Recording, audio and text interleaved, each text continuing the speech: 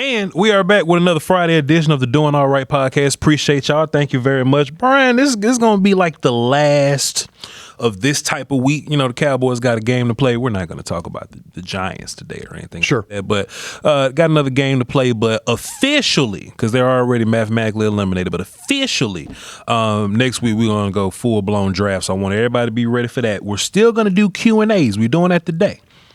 But I don't know if we're going to keep doing it Friday because we normally do players on Friday. So maybe we'll do Q&As like on Thursdays or maybe a Tuesday. See, back in the day we used to do interviews. On or just ask somebody to come through and kick it with us on Tuesday. We still building the ship in the air while we flying it, you feel me? Yeah. But Q&A today, more than likely moving forward, that'll be like a Thursday thing, but a lot more draft stuff is going to be coming. So we appreciate y'all for tapping in, man. Bryan, I just reached out to social medias. Got a good feel for some questions people were asking, and boy, Bryan, just like clockwork, boy. A lot of people asking some of the same questions, so it's cool. Yeah, appreciate y'all for asking. Got some good stuff there. Bryan, let's kick it off like this.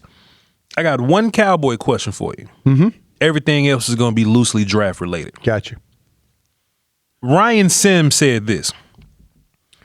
All right, so the Packers claim Diggs. They do. Cool. What does that mean dollar-wise? You know, the Cowboys were hoping that somebody would claim him. That's why they put him out. Yeah. So that's what the Cowboys wanted. What does this mean for the Cowboys? Why did they want somebody to claim him, and what does this mean now that Green Bay is claiming for the Cowboys? Say $470,000, and then it puts $11.5 million as savings next year. Mm-hmm. So that's where the savings is really just one game check, but then it rolls over to the following year where you get that actual savings. Mm-hmm. They're not on the hook for any of his contract anymore. It makes a lot of sense for what they tried to do because there's no more guaranteed money. Mm-hmm. So by doing this, and they took a chance that somebody was going to claim. I was talking to somebody in the organization about it, and I said, hey, listen, I was talking to some people in the organization, but I was also talking to my gang of 7, and I had a couple of clubs. One of them said, listen, if you're a playoff team and you're cornerback needy, the film's not great, but you're just kind of betting on maybe taking a chance, taking a flyer. Green Bay could be in a situation with no guaranteed money. Yeah. They could turn around and play him for this game, maybe play him in the playoffs, and if he's not worth a damn to them, just move on from him as well. So, there's really nothing, the Green Bay. Now, if he plays well and they want to keep him around, then, ultimately that's the decision they have to make. But right now, he's off the books from the Cowboys. They do get the cap savings next year, and they actually do save 1 week of game check money, which roughly is $470,000. But most importantly, there's no dead money for next year that you Not at all. Not at all. Yeah. So it all worked out for the best. Worked out for the best, yeah. Hey, man, shouts out to old boy, man. All right, cool. We moving on. Just in case anybody was curious. Yeah. Because I saw a lot of people asking about that. All right, he's Wade. What does that mean? Yeah. That's what it means. Bryan, let me ask you this, though. Sure. We're draft guys, and we always talk about, how we'll watch film throughout the year. Yeah. Then we'll revisit postseason games. Sure. G. Dawes says this. He's a Miami Hurricane fan based on his profile picture. Yeah. He says, how much stock do you put into playoff games versus regular season games? I thought this was a interesting question that I felt like required a bit of a nuanced answer. You want to go first? You want me to go, Bryan? Go ahead. Bryan,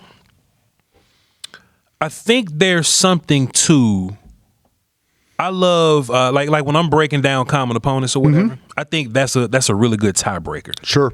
I also think versus the better opponent is a really good tiebreaker. But I'm only doing that if I'm evaluating 2 players and I feel like it's really close. So if I got Malinois, and let's just throw a name, Caden Proctor, let's just say that they're neck and neck. I'll then go, well, Malinois had a better run versus these opponents and this level of opponents than Proctor did. So I'll put Malinois a little bit over Proctor in that case. What I will not do, Bryan, is I won't let an entire body of work be affected by just 1 or 2 games. I agree. You see what I'm saying? Yeah. So I have to see, there has to be a precedent of you being fantastic.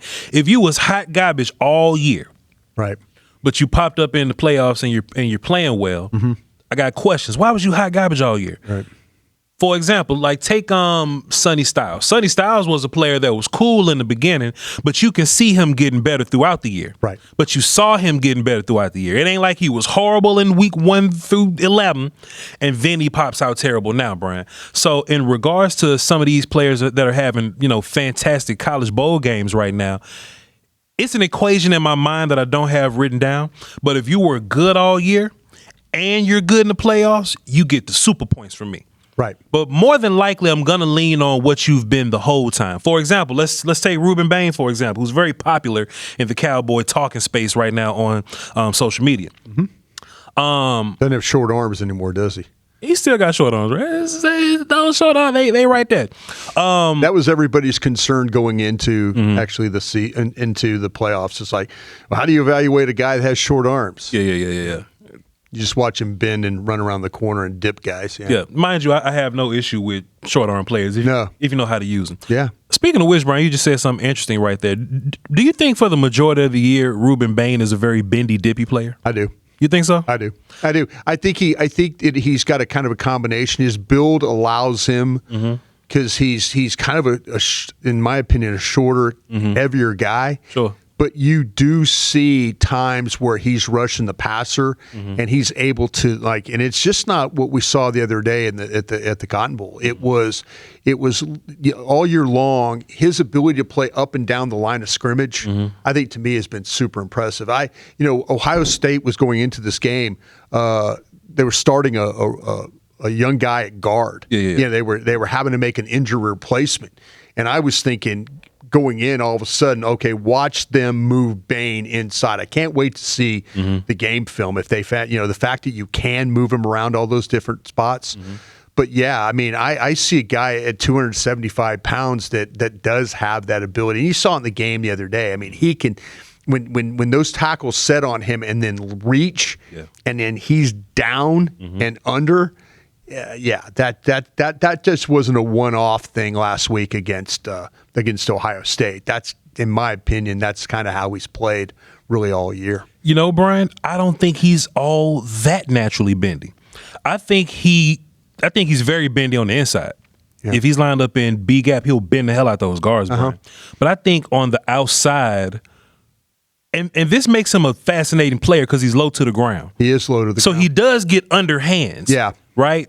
And he'll kind of bend in that way. Right. But I don't think of him as a natural bender like David Bailey's like a natural bender. Sure. You know what I'm saying? Sure. I think he can bend on dudes that he's better than. Right. And you just kind of made a great point there. Like when they start reaching a little bit. Yeah. I think they're reaching because he's low to the ground. Yeah. And they can't really get hands on him. Oh, yeah. Which is why his short arms really don't matter all that much to me. Yeah. I think he can create bend if he's whooping you off the line of scrimmage, and he does get off the line of scrimmage really well. But I just don't see him as a guy that. I think Cassius and Bailey are guys that can bend and flatten versus anybody. Sure. Because really, the Height's only thing that way at Texas Tech too. 100%. Mellow height. Yeah. I think what matters is projecting. Are they going to be able to bend at the next level? Yeah. I think Bane's going to be a lot more powerful, hand fighty, under you leverage guy on the next level. I think he's gonna win much more like that. I don't think he's gonna win with a whole bunch of bend. And when I'm watching him the majority of the season, he'll do it sometimes, but I don't think that's enough to project him as a bendy guy. The right tackle from Ohio State, because I'm an offensive line guy, I wanted him to bend his knees and stop reaching so much. Yeah, but Baines, he was lined up like real wide. That wide nine's a hard block for them. It's tough for him, and he didn't move his feet, and Bain was able to get up under him. Yeah. I just don't know if he's going to be able to do that on the next level, but I do think he can win with power and hands on it. I think he's got elite bend, and I say this in a way because I think you're misevaluating his body type. Okay. I think that's when we start to talk about guys that can really bend, we always think of the tall, linear kind of guys. Sure. I think this guy's got elite bend when it comes to it. I really do because he's 275 pounds, because he's a shorter guy. Sure. I do see that, you talk about being low to the ground and stuff. I think he puts offensive tackles in a really, really bad spot. I think he puts blockers in a bad spot in general, though, because you're right about the hands, you're right about the power. But I kind of feel like, though, that when you watch him play, his first step off the ball and his ability to be low and then to kind of close that and to come around the angle the way he does, I think that we kind of lose our – I'm not going to get fooled by the body type thinking that, well, that's not a bendy guy, because you watch him. You can't play low to the ground and not be a bendy guy. So that to me is where I look at the body type, because he's not one of your taller, longer kind of guys. Sure. He's a little bit of a shorter, little bit of a stockier kind of guy, and it looks funny when a guy that size is able to get that low to the ground and dip it. So just so I'm clear, because, boy, they'll come out here and tweet you real fast, Brian. They'll clip you. They'll tag you and find you. Yeah. So just to be clear, I don't play body type games when I'm breaking down the players. Yeah. The league does. Yeah. And I think teams suck at drafting because of that. Sure. You know what I'm saying? Sure. So I'm not docking him points because he's a little shorter and his arms are shorter. Oh, no, I'm just saying in general, that's why somebody probably would say that he's not a bendy guy, because of his body type. When I think of a bendy player, the two things that I'm looking for is how quickly do you get to the back hip and then flatten. Right. That's kind of how I look at it. And then how do you do it, right? I just see Bane as more of a dude that's going to win with power. And maybe he's not getting to the back hip as quick as some of these other guys are, but he's different because he's low to the ground. He stays low. He's low to the ground. I don't think that automatically makes him bendy. I think he gets to these guys' hips fast, like quicker, but I don't know if that makes him a bendy guy. I'm going to keep watching. This is a good discussion. The thing is that the wider he plays, sure, that's going to benefit him. The wider he plays, the more you will see the bend. Does that only work if Miami is winning and it's a clear passing situation? Because I think Bane is a I think he's a total package guy. Yeah. Like he's also a good rundown guy. Right. And you don't want to be a wide nine rundown guy, right? So do you think that that you can only see that bend if he's a wide nine guy? Because I also think, here's another point too. Well, we've seen him play a three. We've seen him play inside as a three technique and have success. 100%. But I think that has more to do with him being quicker than guards. I don't think he's naturally quicker than a lot of these tackles, or what a pro tackle would be. You see what I'm saying? Yeah. But when he's wide nine, he does have that advantage because he's shorter. Can he bend from like a 5 or a 7 or something like that? 5 would be almost head up. That's probably going to be a little bit tougher for him, because you really can't. You can't. I mean, it would be about, like, if you're head up 5, that's about swimming somebody and things like that. But my point is, if he plays at a 7 or a 9, he could definitely. I think he could bend it. I think he could bend it a 7. We've seen him bend it a 9. Yeah. And we're talking about the 7 and 9. We're talking about the technique where he's aligned. Yeah. But to that point, and we can table this because we'll talk about Ruben Bane for 30 minutes. But to that point, I think naturally bendy guys can bend there. I think I've seen Cassius Howell do it. Like, he'll stand up right over somebody, dip and get right behind him or whatever, right? But let's table this and come back to it. Okay, you're going to talk about Faulk. We're going to talk about Faulk. We're definitely going to get to him. See, you're going to talk about Faulk, and to me, him playing, the tighter he plays, the harder it is. And then even on the outside, I don't see, when you're playing the 7 or the 9, I don't see that bend from that guy. Let's do this right now. We're doing a player evaluation on Kendrick Faulk from Auburn. Please go ahead. Yeah, go ahead. If you got him, You want to? I'll bounce him around. Brian, I gotta stay away from these early rankings because it makes me break down players with an attitude a little bit. You know what I mean? One of the early ranking joints right there. Shouts out to our guy, man. We love our guy, man. Yeah. But Keldrick was like a top 5 guy or something like that. I don't see Kendrick Faulk as a top 5 dude. Fuster King love him, I believe. But he has a great body though. Great size on him. 6'6", 285. Great length, great size, and I think he's a very powerful guy as well. But he's like one of these great in the run game guys. Run down the middle of you kind of sort of. He can extend really well. Right. I love that about him. He can get bodies off of him. Redirecting bodies with his hands. finding the ball carrier, very active in passing situations. Even if I don't think he's a great pass rusher, he'll get his hands up, bat down passes. I see Auburn dropping back in cover sometimes. That's nonsense. I think he'll be a guy that you can rush in B gap sometimes, because he's a little bigger. But I don't see a whole bunch of bend from him, but he's very powerful. Yeah. He doesn't have a big tool belt of like pass rush moves or whatnot. He's very run down the middle of you guy. If he can overwhelm you with his power, then he'll win. Yeah. That don't necessarily result in sacks all the time, but he will push a pocket, get a pressure or something like that. But I just don't see if he's gonna get most of his draft money from being like this pass rush guy, I don't see a whole bunch of pass rush in his tool belt. Yeah. But if you want a big left side defensive end, strong side guy, great power, run down guy. I don't know what round teams put that guy in. I got him in the second right now, but that's where I got Kendrick Faulk. Yeah, Bill Parcells would love this guy. Because of the way he looks on tape, his 6'6" at 285. I don't think this guy's quick twitched at all, and I think that has to do with his size. I think that really you watch him play, the guy had 9 sacks in 2024, and through 9 games, and when I was doing this evaluation, he'd only had 2. Something is not clicking for him right there.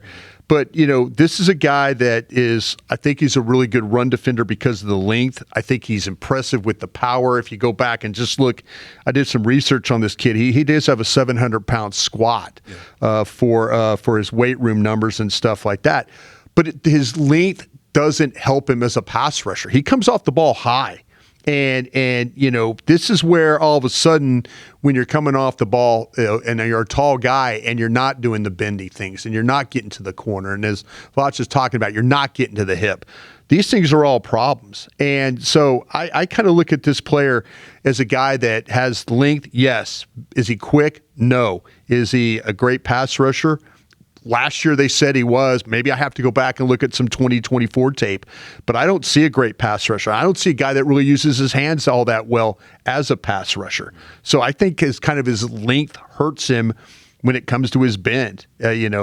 Scouts, I think when you talk to these guys that have gone through the Southeast, they're a little bit disappointed in the way that he's played. And he can't win with speed, and his hand use is not going to get him home either. This is a bad combination for a guy. I think he should be a more dominant player, and he's not. And it kind of reminded me of Shamar Stewart. We kind of had those discussions about a guy that's supposed to be better than, supposed to look better than. This was very reminiscent of that. But at 6'6", 285, good run player, good-looking body, just don't see the bend consistently, and don't see the pass rush that maybe he had a little bit in 2024. Nick's scored to me, Bryan Broaddus. Them same big boys that they do this, but they don't do that very well. That's kind of where I'm at with them. Yeah. What round do you have him in? I have him second round. You have him better than Parker? I do not have him better than Parker. Okay. I have Parker over him is what I have. You got Parker in the ones or the twos? I got Parker in the twos. Howell Height, Mason Thomas, Parker Faulk. That would be my second round right now. Bain and Bailey are in the first round. Howell Height, Mason Thomas at Oklahoma, Parker Faulk would be my second round guys. I see where you at. I don't like Parker at all, man. We're gonna have a conversation about Parker. No, he could very well be dropped too once you start to do more of these things. I was kind of hopeful there would be some others. I think Young was the guy I looked at. Missouri wasn't. Ungule from Oregon was a guy I was kind of hopeful for there. But yeah, I can't. Like I say, I think Faulk and Parker and those guys are more closer to really bottom of the second round, maybe even third round players on my board. Bryan, if you can guarantee a second-year leap for a Cowboy rookie going into their second year, right? Yeah. If you can guarantee a leap that makes them a starting level player. Yeah. Which one of them Cowboy rookies from last year do you want to make that leap?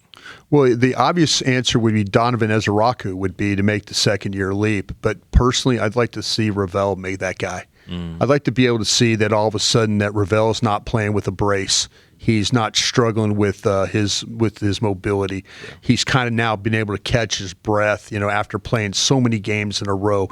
He came into the mix when they were starting the Raider run, where it went those Monday games, Thursday games, all that. He played a lot of games in a lot of days, and I think it affected the way he played. I think his confidence a little bit was waning at the end. I don't think he was particularly happy about the way the brace was sliding around on his knee. I don't think he was really feeling it, that he had the explosiveness or the quickness. He went from being a really good tackling guy to a guy who was a little bit suspect. And I think a lot of the pressure of being of having to be the starter every week and having a team or playing on a defense that had absolutely no pass rush. And we could talk about, I'd love to see Donovan Ezerako be that guy that brings the pass rush, but sure. I want Ravel, and it's not a selfish thing with me. I love the player. I love the player coming out of college. I think he has that kind of ability to be a starter, a cornerback one. He has the measurables, he has the temperament and all that, but he, I think, got beat up towards the end. And I'd love to see him be able to bounce back, not having to rehab, not having to worry about anything other than going out and working on technique with his feet, his hands, and then hopefully playing in a scheme where he'll shine. His talents will shine in that scheme. That question was asked by Smalls HD. Shouts out to you, sir, for asking that Good question. Thank you. Yeah. On that same question, though, Smalls asked this, because I did. How do you feel about that one? I think Donovan and Revel are great answers. It's probably Revel for me too. Yeah. Smalls actually included two names. He said, would you rather have the linebacker James or the running back Blue? Which one of those would you rather? If you had to pick out of those two. Out of those two? Yeah. I think the situation, we don't know what's going to happen at running back. We kind of feel like they're going to draft linebackers. James, I think, is kind of who we thought he was. And, I think he got thrown into the mix way early. I think there were some problems with some of the instincts that we saw at Florida. I don't think they blitzed him near enough. I don't think they attacked the pocket with him. He's a guy that's very talented when it comes to running and doing those things, but he needs better finish. Mm-hmm. Blue to me is the great mystery. And when people talk about him coming out of Texas, we have the only advantage we have is watching the tape. We don't know all the other personal stuff that goes into this thing. And if we probably would have listened to some of the coaches at Texas that said, oh, this kid is immature, he doesn't always prepare the right way, we should have known better. I mean, I look at myself. If I would have known that, that's something that I would have factored in. I saw a player that caught the ball well, run after catch, explosive, played with speed. I saw that. That's what I saw on tape. Didn't get to see any of that this year because of a lack of maturity. And if you know those things, maybe, you would have maybe looked at him differently.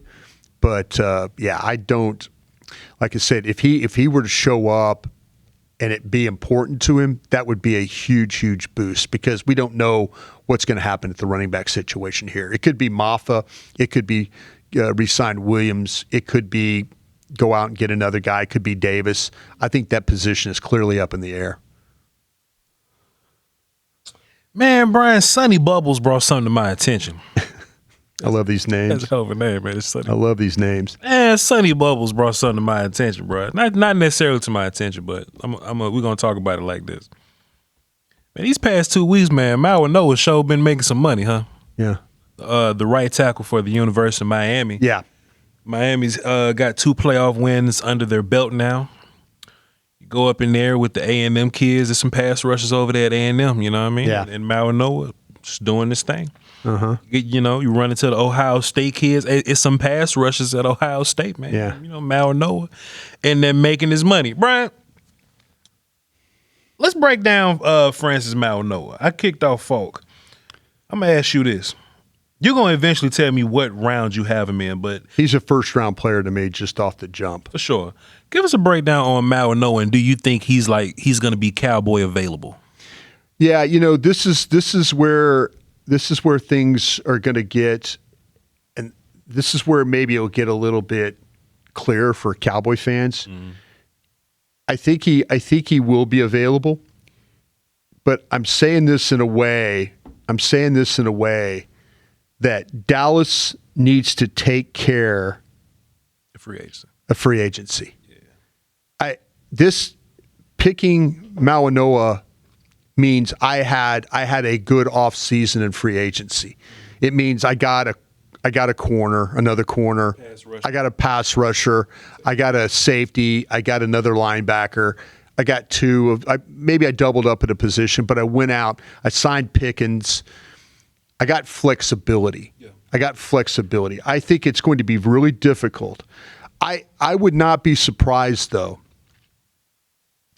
if Mauigoa, Miami tackle, right tackle, is one of the better players on their board when it comes down to when they're picking at, say, 14. They like players like him. This to me, this kind of fits into your drafting linemen at a certain level. Mm-hmm. When you wait to late, O-line tax. Yeah, yes, sir. It's a problem. When you go high, it tends to work out pretty good for this group. But this guy is this guy's been a starter since he's a true freshman at Miami. He's got all the physical tools. He's 6'6", he's 315, the body control, the balance. He plays from a 2-point stance the majority of the game. He's an explosive athlete. Rare you find him on the ground. Movement skills are top shelf. He gets in position quickly. He does it with ease. He's got violent hands. He can deliver a big-time punch off the snap. He can create leverage quickly. He doesn't get knocked back, off balance. He's a natural knee bender the way he plays. He's got the anchor strength. And I think he's got the ability to mirror as a pass blocker. He is one of those guys. If there's sometimes, though, if you want to give a weakness to him, there's sometimes where he ends up over the tops of his feet and he gets a little overextended. I mean, he's not going to be on the ground, but you could tell that his balance is off a little bit that way. That's really the only thing that I saw that was really troubling to me, was there's sometimes that aggressiveness gets him a little bit over his feet, but the feet and the footwork lead me to believe he could be a potential left tackle too. I think this guy, he plays right tackle, but I think he's got the temperament, the makeup, the body type to be able to maybe play left tackle for you as well. I watched him play against Notre Dame and SMU and was super impressed by the way he was playing. Brian, he's what I like, man. Yeah. That's my type, man. Yesterday you was talking to me about aesthetics. Yeah. Or the day before whenever we was working. Yeah. We work a lot here. I don't know what day it was. You was asking me about aesthetics. Yeah. What that means. Man, Brian, this kid fits my eye, man. Yeah. Nothing makes me more excited than a good size, good movement ability, right, and you strong. Yeah. Brian, strong matters to me. Think about Tyler Guyton and some of the things that we were dealing with him. Yeah. Tyler Guyton had horrible technique, but he wasn't strong. Yeah.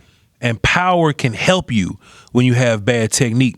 Now, Mauigoa, I don't think he has the greatest technique in the world. Mm-hmm. If you look at our right tackle from Utah, right? Yeah. I think he's a more refined technician. Yeah. Mauigoa's not all that refined of a technician. But you don't really see him lose because of that. Because he's strong as hell and he's always in position. He moves well and he's strong as hell. So, of course, when he gets to the league, he's going to need a little coaching. If he was technically refined, Brian, he's a guy that can go first overall. Sure. He's one of those type of offensive linemen. You know what I'm saying? Because of the size and the power and the athletic ability. As a run blocker, Brian, just watch him pull. Yeah. Watch him pull and thump people. Watch him get out in space. He's looking to finish people. Watch him down block, Brian. Mm-hmm. If they pulling this way and Mauigoa got to down block somebody that way, he's trying to take you all the way off the film in that direction, Brian. Nasty. Finishes his blocks, gets up to the linebackers, try to whoop and destroy them. Yeah. They run screens. He get out on screens and try to hurt people, Brian. Like I said, the only down I got on him, and this is really me nitpicking, trying to find something about him, Brian, is pass blocking with the hands. Yeah. It may get a little high. Mm-hmm. They may come around a little wide. Sure. They may get on the back a little bit. To your point, he's trying to whoop people so bad, he'll get a little leaning. What's coaching for? Yeah. What the hell is coaching for? Right. Brian, I got a 1 on him. He's the best offensive lineman on my board right now. Mm-hmm. I know there's a lot of people in the country that like the right. I'm saying the right tackle from Utah. But no. Because they both have made up last names is what it looks like. The left tackle and the right tackle. It's like Fatu. I'm just not great with the names yet. Yeah. So I'll just say Utah right tackle till I have his name. Some people in the country have the right tackle from Utah higher than him. Yeah. I don't think he has enough power to do everything that I want him to do. Right. I think the right tackle from Utah fits in a scheme perfectly. If he goes to San Francisco, the right tackle from Utah, right, perfect fit there because they do a bunch of outside and they do the zone, but he's not powerful. If he goes to the Cowboys, I don't think right tackle Utah fits us perfectly because he ain't knocking folk off the ball like that. Right. I think Mauigoa can play anywhere, Brian. I think he can do the movement stuff, and I think he can knock people off the football. Brian, he's a one on my board, and I would hope that the Cowboys have an aggressive free agency because I would love him to be an option at right tackle. Yeah, no, he absolutely. He should be the first right tackle on. He should be the first tackle on everybody's board. Is what he should be. I mean, the thing with Fanu is the Utah His thing is, and you're absolutely right about him, and I know just talking and watching him play, the fluidity, the flexibility, he's got the body control, the balance and stuff.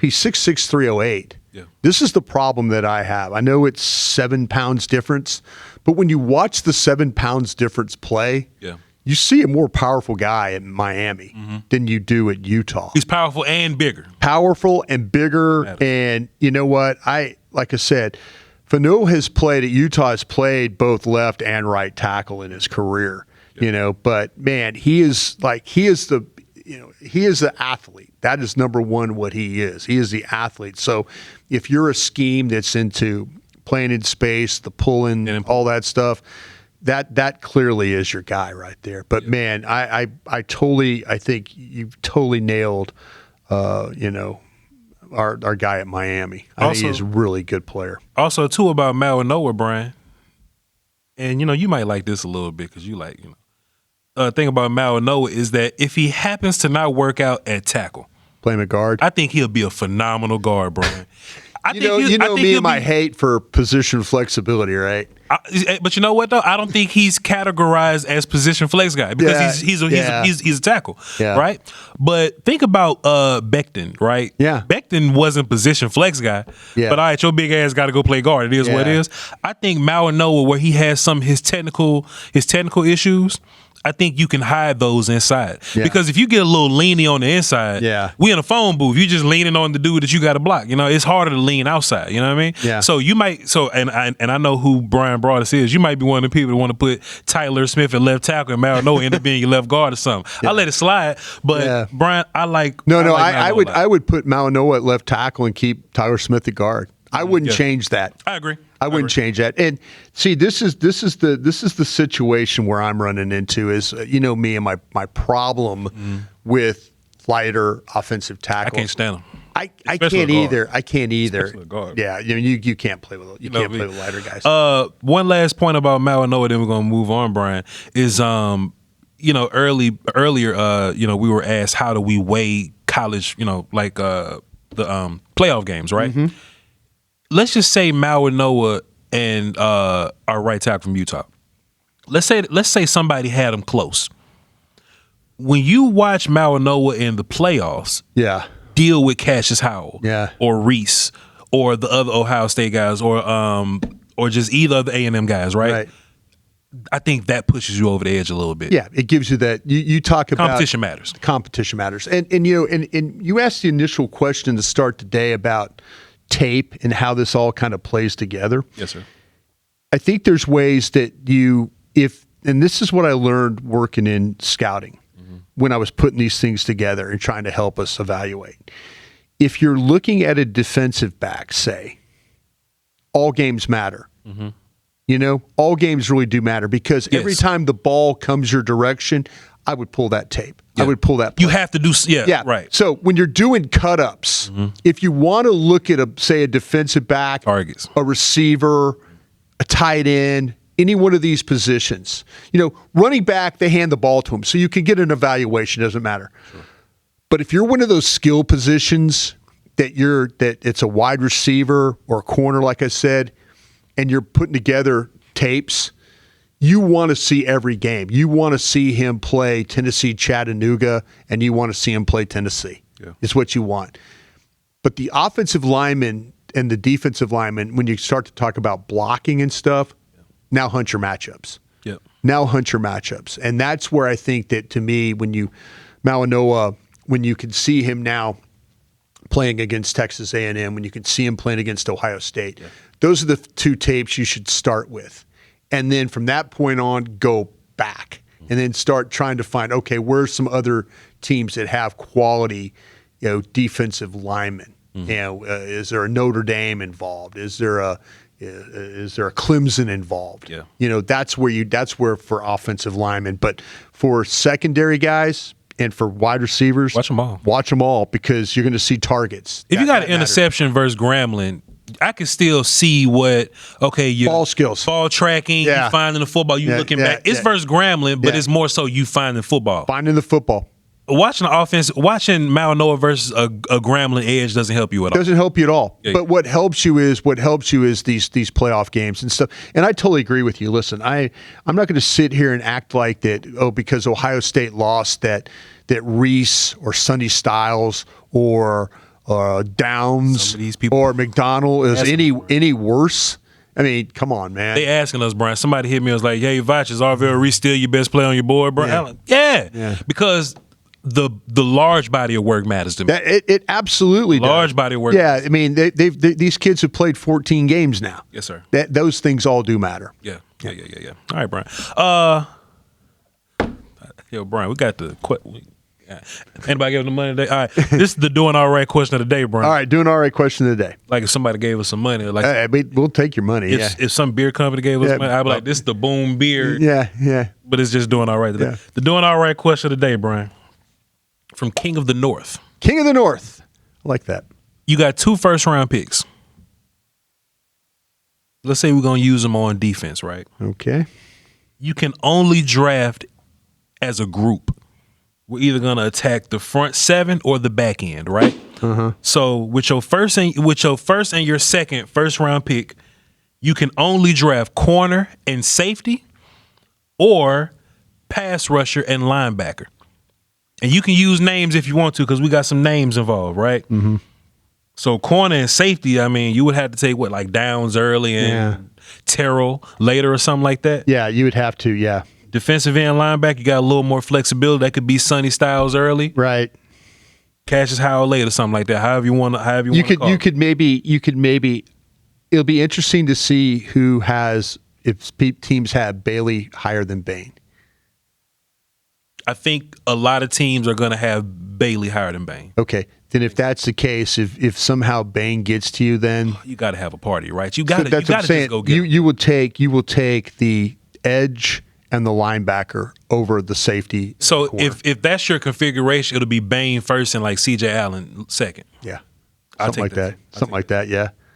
Or it might be if Allen's gone, say you back that thing up a little bit, maybe you trade it back. Mm-hmm. Maybe you don't come completely out of the first round. Yeah, you would then probably consider somebody like Hill. Mm-hmm. Would be a guy from Texas. I know people are absolutely in love with Texas Tech with Rodriguez. Yeah. Can I introduce some bullshit to your mind, Brian? Please do. Now, Brian, something I've been noticing the past couple drafts. No matter how much we like the corner, those dudes kind of fall, right? Yeah. Tyrion Arnold was a number 1 corner. He kind of fell a little bit. Yeah. Jahdae Barron was my number 1 corner. He kind of fell in the draft a little bit, Brian. Joey Porter Jr. was the guy we loved a bunch. We all loved him. Kind of falls in the draft a little bit, Brian. Quinyon Mitchell falls in the draft, right? Yeah. In my mind, even if it's the best corner in the draft, they'll fall a little bit. Mm-hmm. I throw an ACL injury on top of that. Here's the bullshit. You take Caleb Downs at 14. Yeah. And McCoy. And Jamal McCoy. Yeah. At 21 or something. Yeah. Whatever that is. Can I interest you in that, Brian? Damn right you could. That's some shit, ain't it? That ain't bullshit. If you walk away with that little haul, Brian. That ain't bullshit. It's a little haul, ain't it? That ain't bullshit to me at all. Would you rather that group or the Bane CJ Allen group? I need a rusher, man. Damn straight we do, but boy, you got a safety and a number 1 corner, don't you? Yeah, you sure do. Pair that kid with that might be the only thing to take me out of. Yeah. Because in that case, if you give me an opportunity to draft McCoy from Tennessee, Downs from Ohio State, I've got 2 first-round players right there. I mean, legitimate first-round players. This question aside, who do you have ranked higher, Bain or Caleb Downs on your board?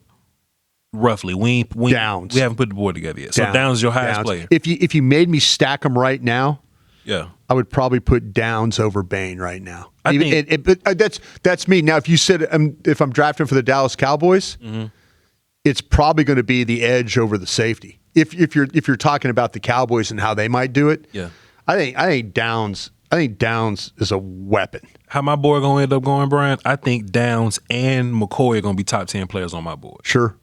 That's how it's probably gonna end up looking for me. Yeah. So if I'm not phony like you've raised me to be, I'm picking corner and safety. Yeah. I mean, don't say if you take these guys where you're going to take them, don't window dress your board. That's something you and I always talk about. Don't window dress your board.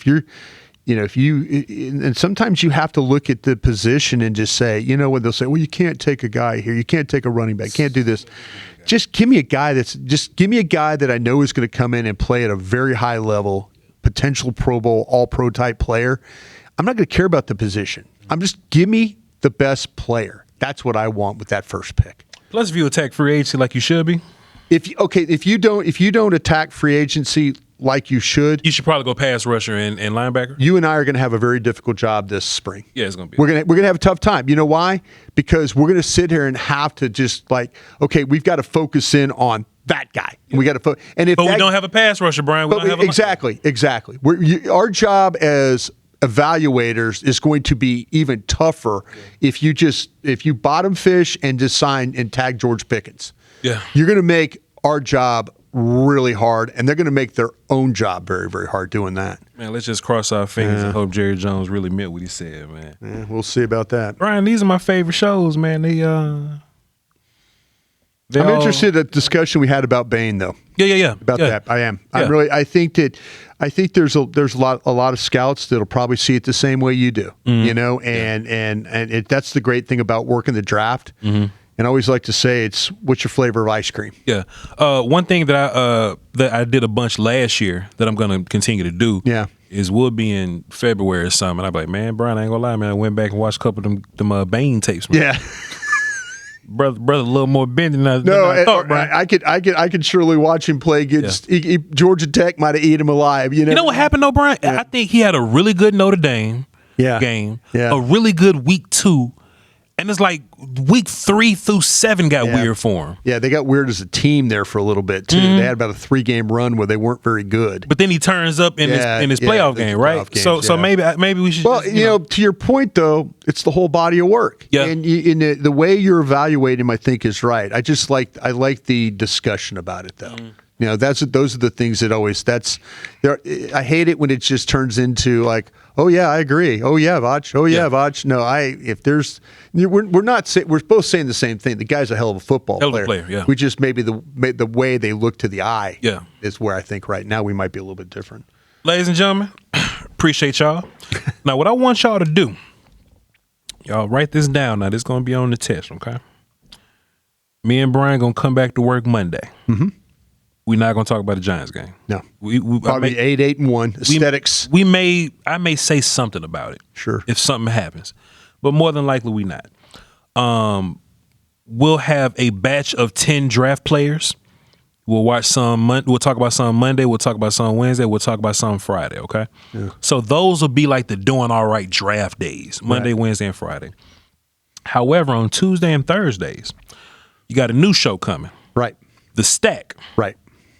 I'm mad as hell because that logo is fantastic. Shouts out to everybody that was in charge of making a logo for the Stack. Because I'm like, damn, boy, I would love to work on the show that got that. I'll get you a hoodie from the Stack. Boy, may I? I'm going to bring you on the Stack. I'm going to bring you on the Stack occasionally. Brian, but you got to go over there. You got to go over there and save the draft show over there. Well, Brian, DallasCowboys.com. Well, Brian, they need a leader. What I need to do is go steal those viewers from Cowboys and come back over here with a bag over my shoulder. Yeah. You feel me? Gotcha. I want everybody to support the Stack. Yeah. It'll be Bryan Broaddus, Zach Woodchuck, and Aisha Morrison on Tuesdays and Thursdays. I'll pop up. Oh, absolutely, you'll pop up. Sometime. People are like, how can you have a draft show without Voch? I go, we do a show every day. They have a point though, Brian. They have a point. But look, I'd rather debate you one-on-one.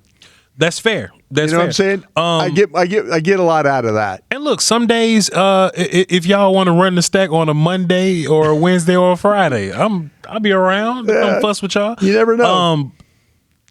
Are y'all going live? Like, I know it. No, we're gonna tape this. It comes out at 3. Yeah, we're gonna tape it up. So it's gonna be after our show. Immediately after? Yeah, you're gonna go try and save the draft show, and I'm gonna do the stack here. I'm working for crownat.com, Brian. Yeah. I'm trying to, you know what I'm saying? Well, you understand. Yeah. So if some days I'll pop up on the stack. No, you will. You absolutely will. But Zach and Aish are it's in great hands with them. Yeah. It's in great hands with them. And maybe in the future, it'll be full time, the 4 of us. We'll see. We'll cross that bridge when we get there. But it's full-blown draft season, so you can expect some draft content on the channel 5 days a week. Right. So please tap in with us. We love y'all.